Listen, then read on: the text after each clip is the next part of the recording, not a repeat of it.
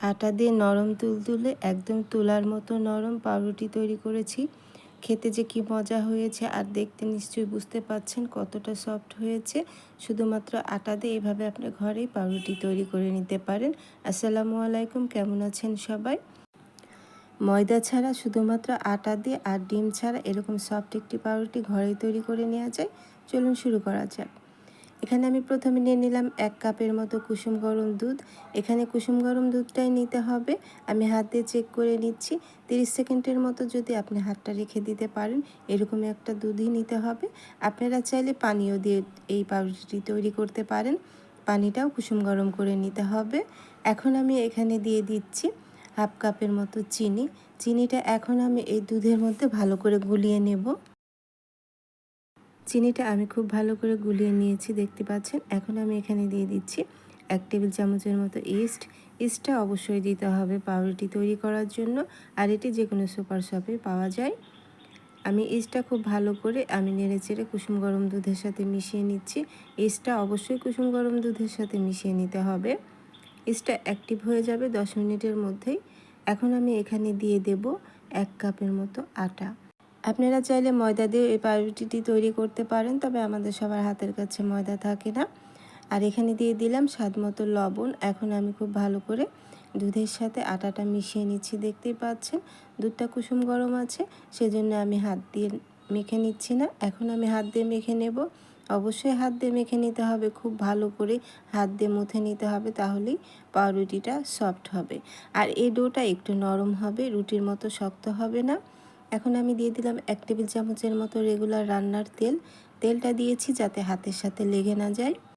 এখন আমি খুব ভালো করে মথে নিচ্ছি, দেখতেই পাচ্ছেন। আর হাতের সাথে লেগে আসবে এরকমই সফট একটি ডো তৈরি করে নিতে হবে। যখন হাতের সাথে লেগে আসবে, হাতে কিছুটা তেল মেখে নেবেন। এভাবে ডোটা মথে নিয়েছি। ডোটা যদি খুব ভালো করে আপনি মথে নেন, তাহলে পাউরুটিটা খুব ভালো করে সফট হয়ে যাবে। এখন আমি এই ডোটি রেস্টে রেখে দেব 1 ঘন্টার মতো। যে কোনো গরম জায়গায় এই ডোটি রেখে দিবেন। আমি পলিথিন দিয়ে ঢেকে রেখে দিচ্ছি। পলিথিন দিয়ে ঢেকে রেখে দিলে ভিতরে বাতাস প্রবেশ করবে না। আর রেস্টুরেন্টে এভাবেই পলিথিন দিয়ে ঢেকে রেখে দেয়। এখন আমি এটি 1 ঘন্টার জন্য ঢেকে রেখে দিচ্ছি। 1 ঘন্টা পর আমি ফিরে আসছি।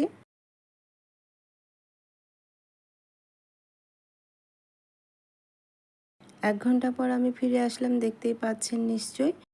ডোটা ফুলে ডবল হয়ে গেছে। আর আপনারা যদি আরও বেশিক্ষণ সময় রাখতে চান, তাহলে আরও বেশি ডবল হয়ে যাবে, ফ্লাপি হয়ে যাবে।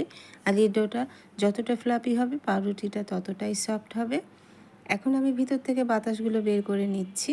আর বের করে এখন আমি আবারও খুব ভালো করে মথে নিচ্ছি। ডোটা আমি খুব ভালো করে মথে নিয়েছি, দেখতেই পাচ্ছেন। এখন আমি এই ডোটা রুটি বেলে নেব। পাউরুটি তৈরি করার জন্য আমি আবারও ডোটা খুব ভালো করে মথে নিয়ে আমি একটা রুটি তৈরি করে নেব। আর এই ডোটি আমি দুভাগ করে নেব। আর আমি এই ডো দিয়ে 2টি পাউরুটি তৈরি করব। 1 কাপ আটা দিয়ে আপনি 2টি পাউরুটি তৈরি করতে পারবেন। এভাবে আমি দেখতে পাচ্ছেন যেভাবে মথে নিচ্ছি, ঠিক সেভাবেই মথে নিতে হবে। আমি যেভাবে রুটিটা বেলে নিচ্ছি, ঠিক সেভাবে আপনারা রুটিটা বেলে নেবেন। আপনাদেরকে দেখে বুঝে নিতে হবে কিভাবে আমি এই পাউরুটির ডোটা তৈরি করেছি। এভাবে রুটি বেলে নিয়ে তারপর ভাঁজ দিয়ে নিতে হবে। আপনারা ভাঁজ দিয়ে নেবেন, তাহলে পাউরুটির শেপটা খুব ভালো আসে। এভাবে আমি এখন তৈরি করে নিয়েছি।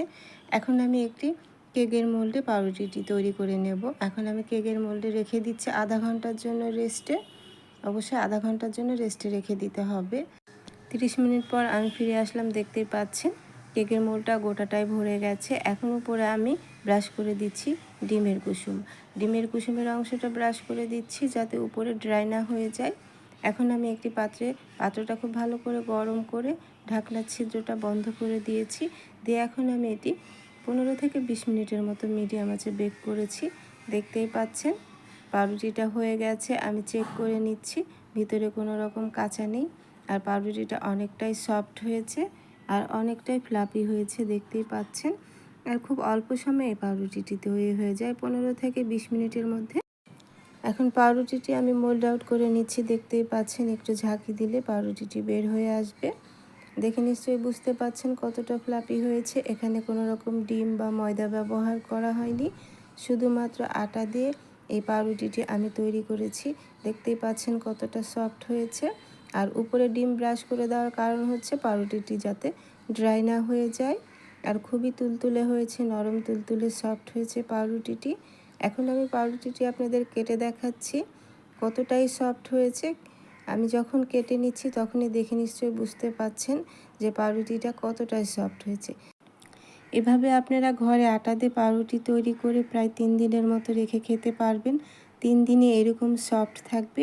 দোকানের পাউরুটি নিশ্চয় এরকম সফট হয় না, আর এরকম 3 দিন ভালো থাকবে না। দেখতে পাচ্ছেন আমি কেটে নিচ্ছি কতটা সফট হয়েছে পাউরুটিটি। আর কোনো রকম ডিম ছাড়া শুধু আটা দিয়ে এই মজাদার পাউরুটিটি আপনি ঘরেই তৈরি করে নিতে পারেন।